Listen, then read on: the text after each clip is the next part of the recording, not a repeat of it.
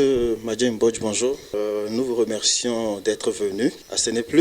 Vous êtes le porte-parole national de Yono Askanui, Mouvement pour l'autonomie populaire, ancien coordonnateur du collectif Hugo Chavez au Sénégal.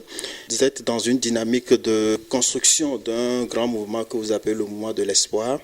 Et nous allons donc discuter de tout ça et nous allons parler aussi des Amériques parce que l'actualité est très dynamique dans le continent sud-américain comme l'Amérique du Nord également. Les contrats pétroliers du Sénégal font beaucoup débat depuis quelque temps dans le pays. Et quel regard portez-vous sur ce dossier au cœur duquel se trouve l'homme d'affaires Franck Timis, qu'on dit avoir grugé l'État du Sénégal en association avec le frère du président de la République? Cette question, elle est aujourd'hui à la fois d'actualité et renvoie aussi à un certain nombre d'engagements pris par le président de la République pendant la campagne électorale et le programme sur la base duquel il a été élu en 2012. On a parlé de gestion sobre et vertueuse. Cela veut dire, en vérité, les piliers, c'est la transparence et une gestion qui puisse profiter aux populations du Sénégal. Aujourd'hui et demain, la question des ressources naturelles de ce pays, justement aujourd'hui, est au centre des préoccupations et du débat, parce que simplement, il y a trop de zones d'ombre. C'est une grande nébuleuse, donc tout le contraire de la transparence.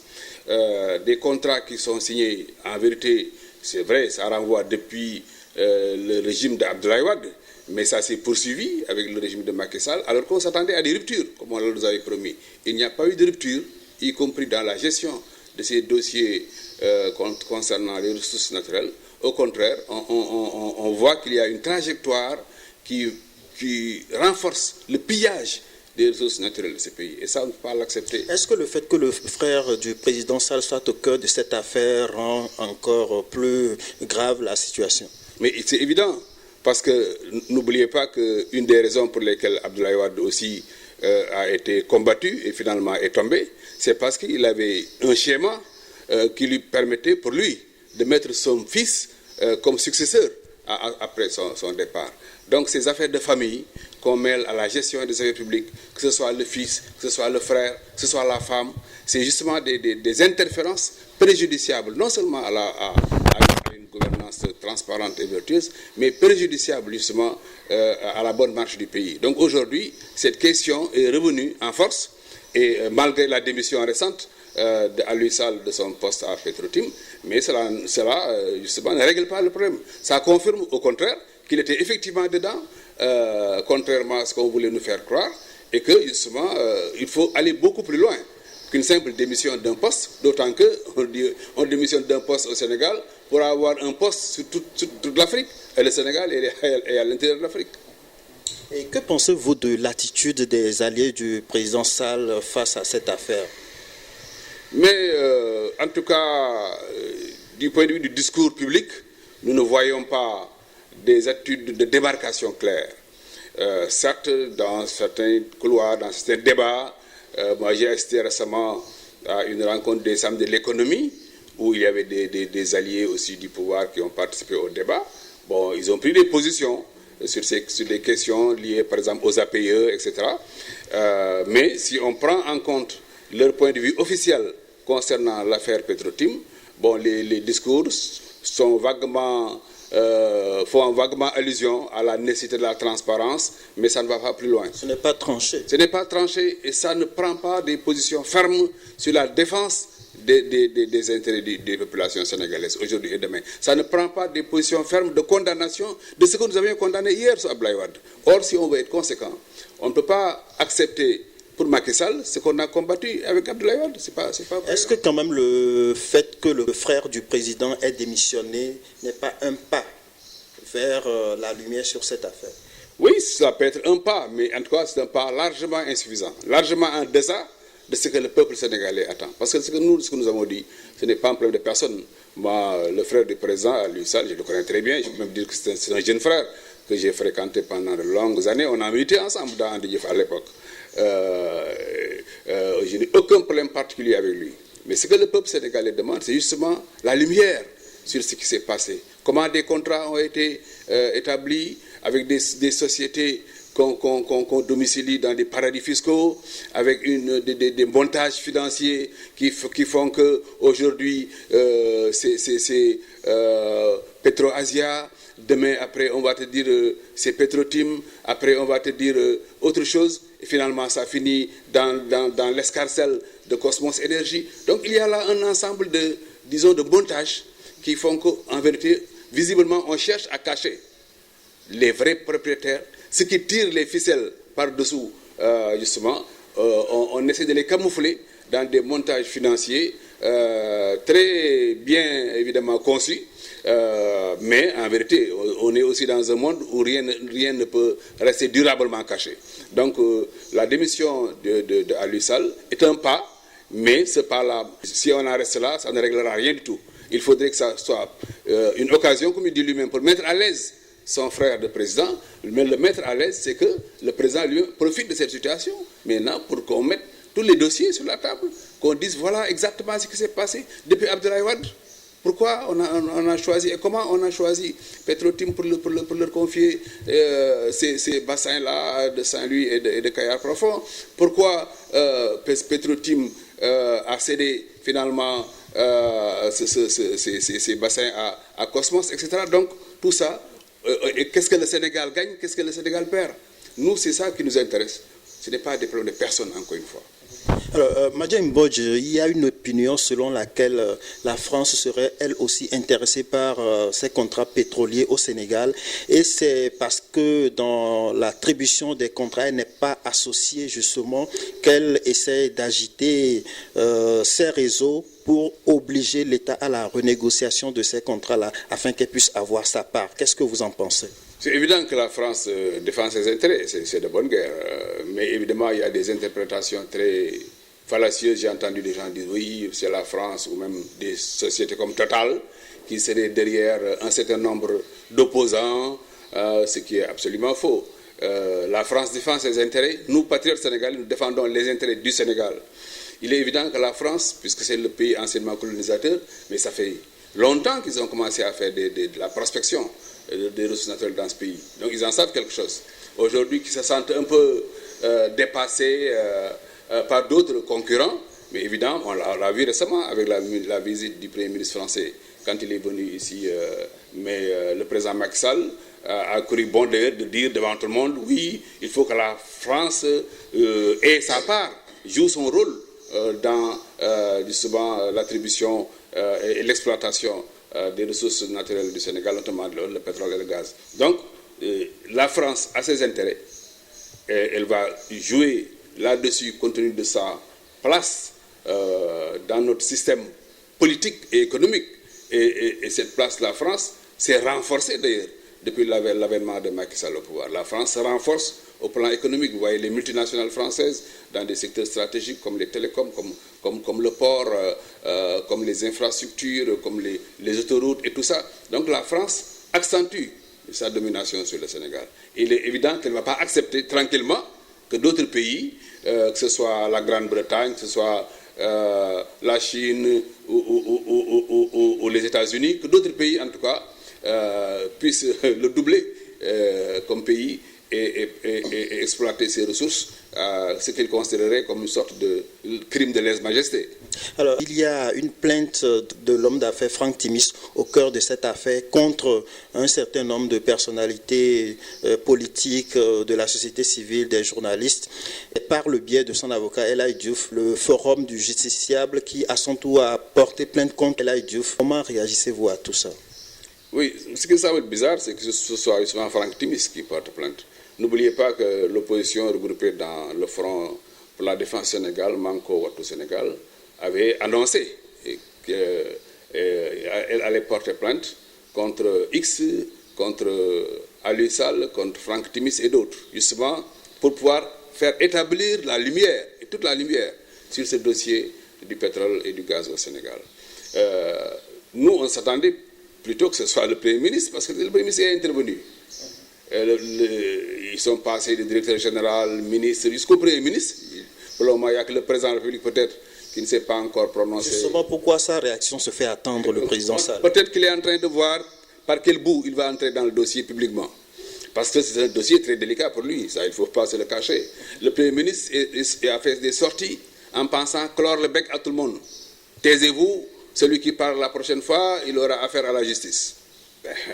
Ce qui est bizarre. Mais quelqu'un a parlé, a dit plus qu'il ne faut.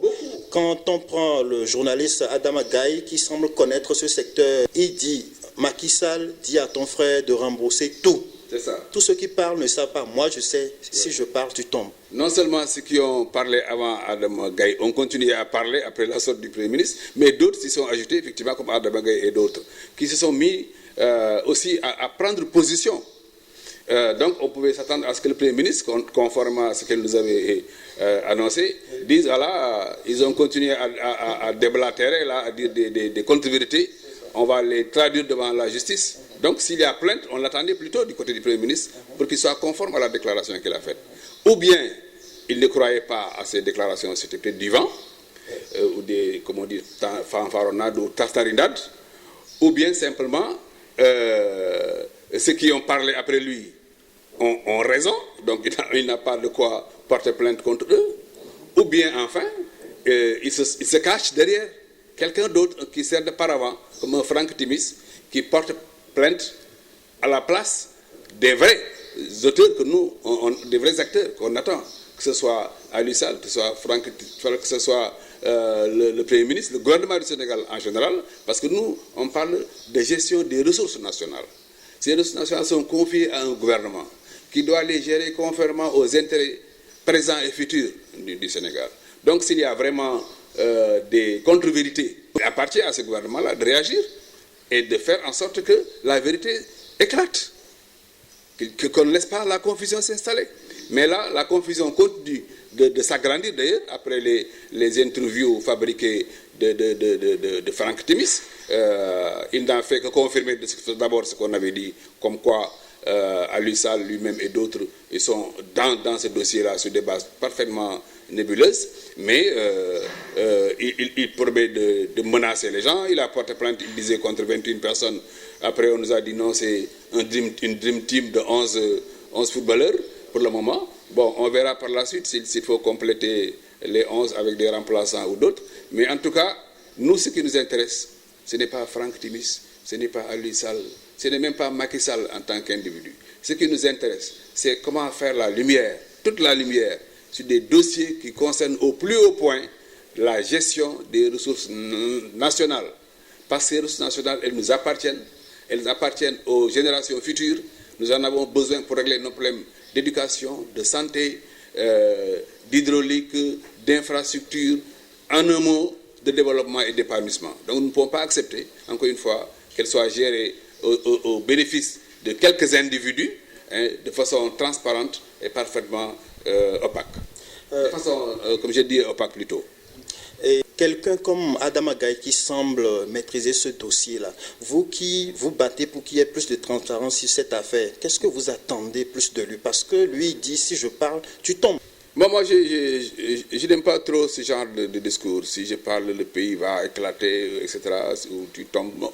Moi, je me dis qu'un citoyen qui détient des dossiers, c'est pas Adama Gaye seulement. Souvent, on entend beaucoup de gens dire, oui, j'en sais quelque chose, mais si je le dis, etc. Ousmane Ngom a dit là récemment la même chose. Avant lui, d'autres. Chacun semble dire, moi j'ai des dossiers, mais je les garde pour moi parce que si je parle, le pays va éclater. Mais ça, c'est quand même terrible. Ça veut dire qu'il y a quand même des choses inimaginables qui se passent dans ce pays. De sorte que quelques individus ont vraiment entre leurs mains des bombes qu'ils gardent, mais qu'ils peuvent lâcher à tout moment selon leur propre agenda et leur propre désir. Ce n'est pas acceptable. Moi, je pense que si un citoyen, Adama Gaye, on le connaît comme un journaliste de renommée internationale, qui fait des investigations, qui connaît bien la Chine, qui a écrit sur la Chine, donc certainement il ne parle pas à la légère. Mais je pense que si vraiment il a des dossiers qui permettent aux Sénégalais d'être édifiés sur la gestion de ressources naturelles, je ne crois pas qu'il faille les agiter comme des formes de pression, taisez-vous ou, mais il faut les mettre sur la table pour que nous n'en ignorions, comme on dit, et que le pays avance. Parce que c'est ça qui peut faire avancer le pays. Que les dossiers soient mis sur la table à la connaissance des citoyens et citoyennes de ce pays, et que ce qu'on doit en tirer comme enseignement sur la manière dont notre pays est gouverné, qu'on tire ces enseignements-là, qu'on tire ces leçons et que chacun prenne ses responsabilités en toute connaissance de cause. Au Brésil, Petrobras a fait tomber la présidente Dilma Rousseff et a sali l'image de son mentor, le président Lula da Silva. Vous pensez que Petrotim peut faire tomber Macky Sall au Sénégal, puisque certains analystes l'accusent de haute trahison et disent qu'il s'est laissé gruger par Franck Timis?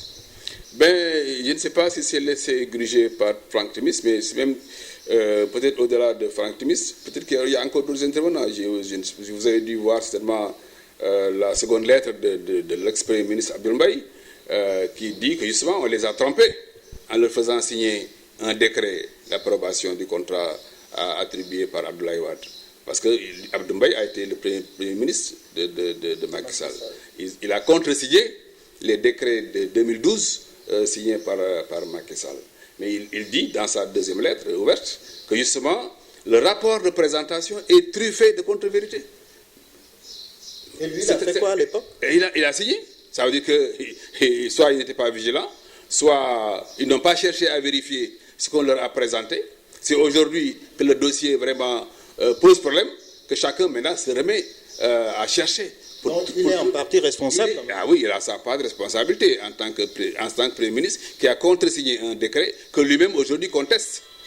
Même s'il dit effectivement que lui-même, ou même Macky Sall, il le dit d'ailleurs, peut-être ils n'ont pas jugé à l'époque utile de vérifier ce qu'on leur a présenté dans ce rapport-là. Mais ça quand même, c'est une forme de légèreté.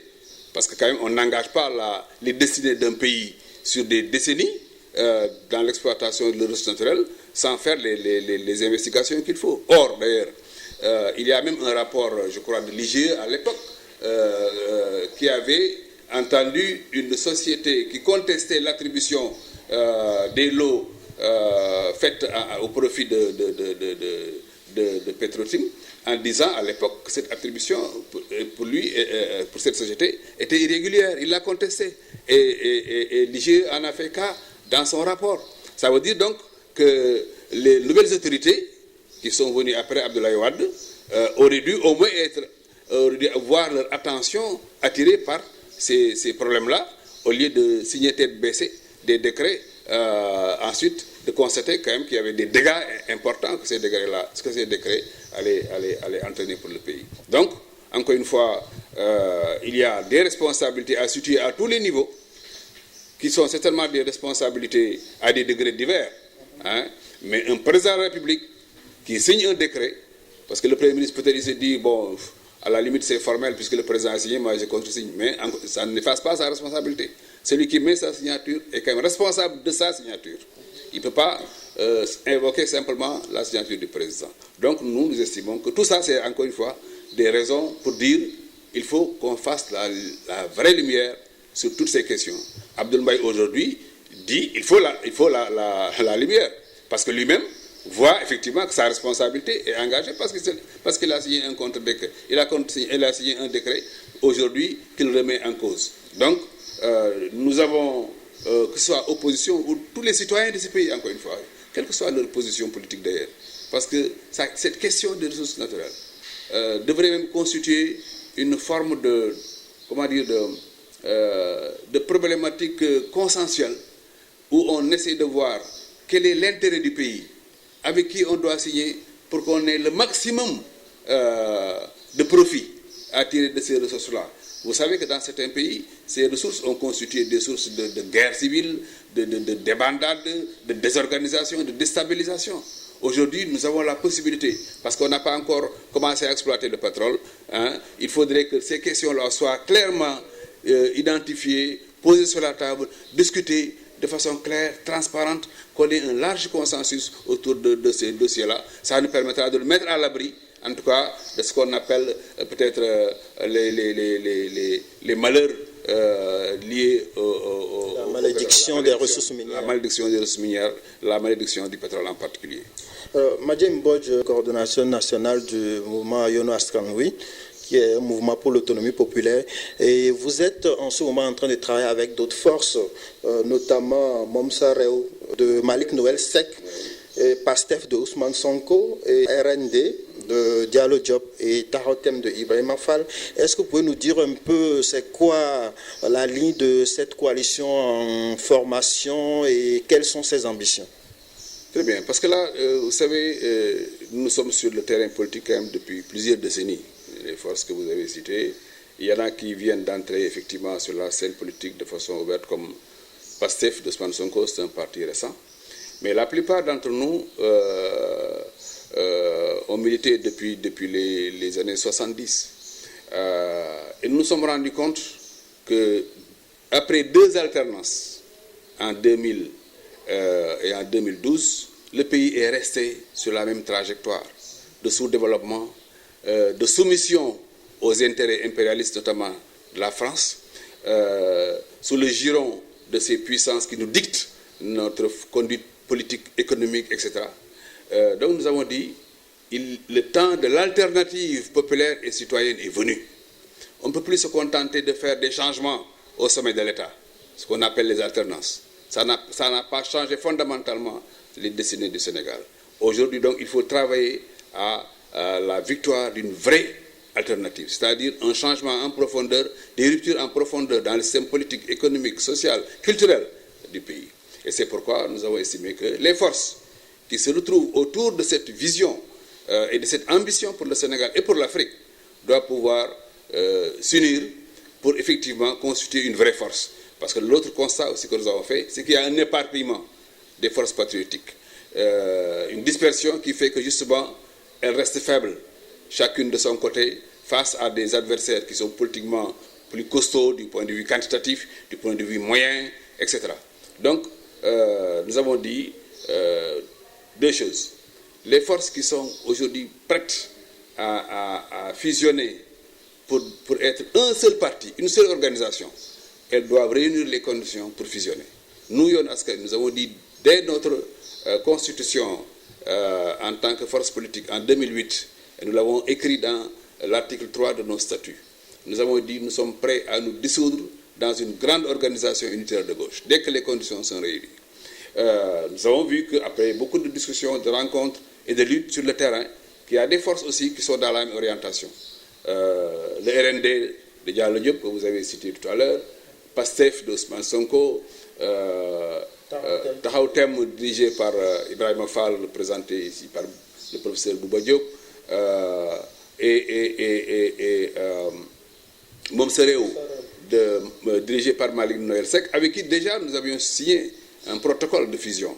Donc ce protocole-là, aujourd'hui, on cherche à l'élargir à d'autres qui partagent les mêmes options que nous, pour dire rien ne nous différencie fondamentalement, qui doivent justifier qu'on soit plusieurs organisations. Essayons d'être une seule et grande organisation. Ça va créer un effet d'entraînement parce qu'il y en a qui n'attendent que ça pour se remettre à militer activement, sincèrement, pour le triomphe de la cause du peuple. Bon, au départ, vous êtes un parti de gauche né des flancs de André Diouf, et la même chose avec la RND de Diallo Diop, qui est un parti de gauche. Est-ce qu'avec ces nouvelles forces avec qui vous collaborez, est-ce qu'elles ont la même sensibilité? Est-ce que vous pouvez vraiment vous entendre sur un projet, sur une vision? Au-delà du concept de gauche, qui ne nous importe pas trop, mais qu'est-ce que ça recouvre, le concept? Nous avons dit aujourd'hui, la question essentielle, c'est quoi? C'est l'indépendance nationale vraie. Nous nous retrouvons autour de ça, l'indépendance nationale. La souveraineté du peuple, le panafricanisme, un projet fédérateur pour l'Afrique, la démocratie citoyenne, participative, le socialisme au sens de comment mettre, on parlait tout à l'heure des ressources du pays, comment mettre les ressources au profit du développement des larges masses populaires. Nous nous retrouvons autour de ces valeurs-là, en tant que donc patriotes, panafricanistes, anti-impérialistes, internationalistes. Nous avons dit autour de ces valeurs, nous nous retrouvons fortement et nous devons pouvoir faire en sorte que nos organisations se fondent pour être une seule et même organisation. Mais nous pensons qu'il y a d'autres avec lesquels, évidemment, nous partageons aussi des valeurs fondamentales, mais qui ne vont pas jusqu'à la fusion. Mais on peut se mettre ensemble justement autour d'un certain nombre de combats. Et c'est pourquoi nous avons mis en place un projet qui s'appelle les Forces de l'Espoir. Les Forces de l'Espoir, c'est une forme de coalition ou de front, ou quelque chose qui préfigure ce ce que nous appelons le nouveau front des assises nationales, un front de toutes les forces patriotiques qui se reconnaissent toujours dans les conclusions des assises nationales, dans les recommandations de la CNRI, dans l'avant-projet de constitution élaboré par la CNRI et qui ont été véritablement, escamotés, esquivés par Macky Sall, qui a tourné le dos aux conclusions des assises, qui a tourné le dos aux recommandations de la CNRI et à l'avant-projet de constitution de la CNRI, et d'autres forces qui étaient avec nous lors des assises, qui ont travaillé pendant longtemps pour qu'on arrive à des résultats qui engagent le Sénégal dans son entier, aujourd'hui et demain, parce que c'est vraiment, quand on parle de débat national, quand on parle de dialogue national, il n'y a pas mieux, il n'y a pas plus avancé aujourd'hui que ce qui a été fait avec les assises nationales. Donc nous voulons maintenir ce drapeau des assises nationales, des conclusions des assises, et il y a des forces qui sont disposées à le faire avec nous. Nous pensons qu'on peut travailler à mettre ensemble un front des assises nationales qui va pouvoir aussi développer des stratégies en matière électorale, avoir ses candidatures aux élections législatives de 2017, sa candidature à l'élection présidentielle de 2019.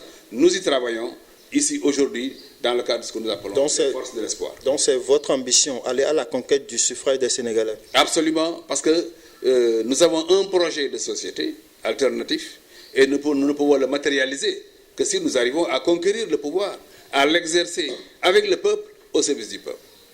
Un mot sur la marche du Front Manko Wattu Sénégal. Comment vous avez apprécié la manière dont s'est déroulée cette marche-là avec les forces de l'ordre? Oui, la marche de Banco s'est tenue autour de 3 questions clés. La défense des libertés publiques, la lutte pour un processus électoral transparent et fiable, et la lutte contre le pillage des ressources nationales.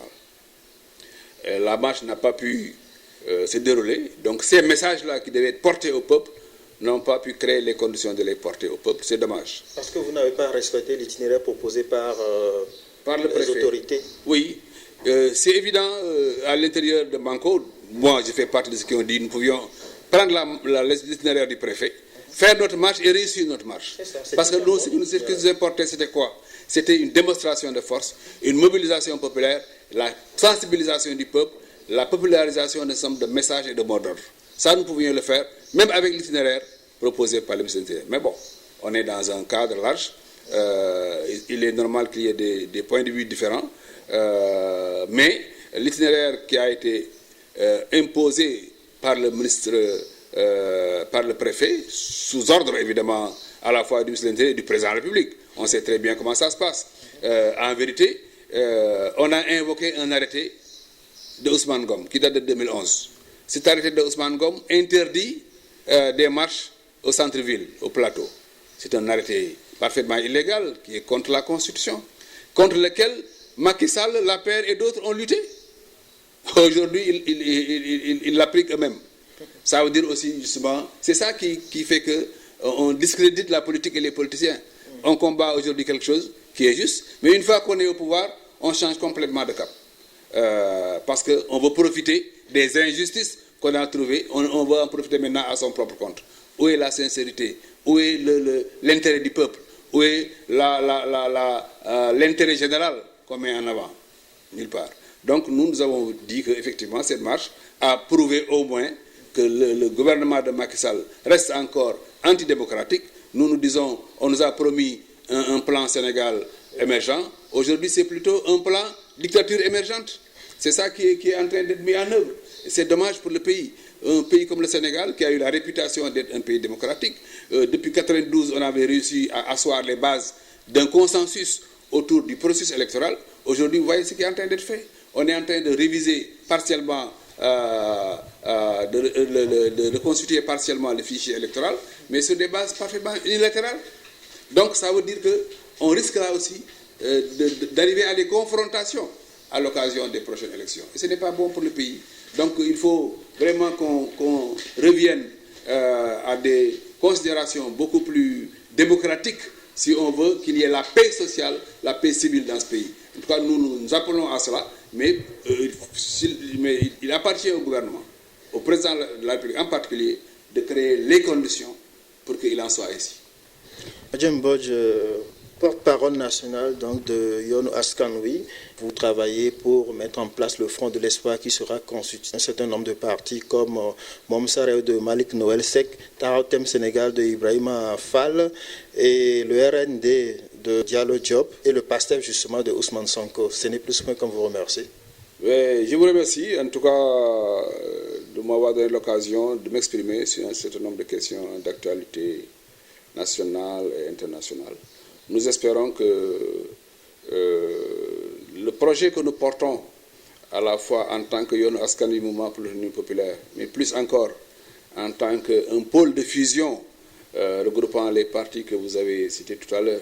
Au-delà de ce pôle de fusion, un pôle alternatif qui veut créer un nouveau front des assises nationales pour porter les conclusions des assises, y compris à l'occasion des élections législatives et à l'occasion de l'élection présidentielle. Nous pensons que nous espérons plus, en tout cas que ce projet-là, nous pourrons le partager amplement avec le peuple sénégalais, que nous créerons les conditions pour y faire adhérer le peuple et que nous créons à partir de ce moment-là les conditions pour matérialiser ce projet au service de notre pays et de notre continent, l'Afrique. Merci.